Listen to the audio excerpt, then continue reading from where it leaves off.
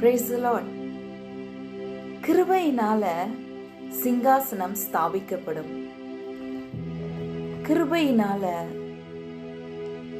சிங்காசனம் ஸ்தாபிக்கப்படும் அப்படின்னு சொல்லி ஏசாயால நமக்கு வாசிக்க முடியும். அநேகருக்கு, உங்களுக்கும் எனக்கும் சரி, நிறைய சிங்காசனம் இருக்கின்றது இல்லையா? அதுல உங்களுக்கு எனக்கும் அநேக பொறுப்புகள் இருக்குது.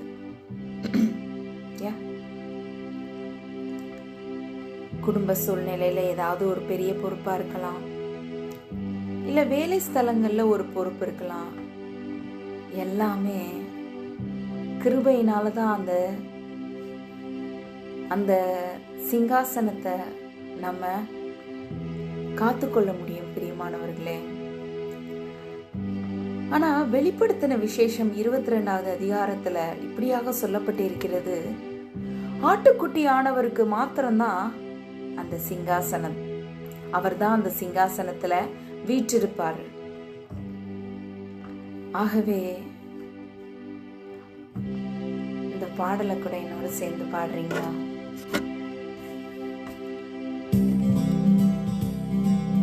கேருபீன்கள் சேராபீன்கள் போற்றிடும் எங்கள் பரிசுத்தரே. கேருபீன்கள் சேராபீன்கள் போற்றிடும் எங்கள் பரிசுத்தரே. ஆராதனை துதி ஆராதனை, ஆராதனை துதி ஆராதனை, ஆராதனை துதி ஆராதனை, ஆராதனை துதி ஆராதனை. சிங்காசனத்தில் வீற்றிருக்கும் பரிசுத்தரே, பரிசுத்தரே.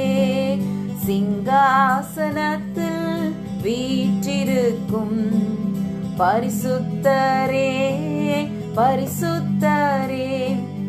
ஆராதனை துதி ஆராதனை, ஆராதனை துதி ஆராதனை, ஆராதனை துதி ஆராதனை, ஆராதனை துதி ஆராதனை.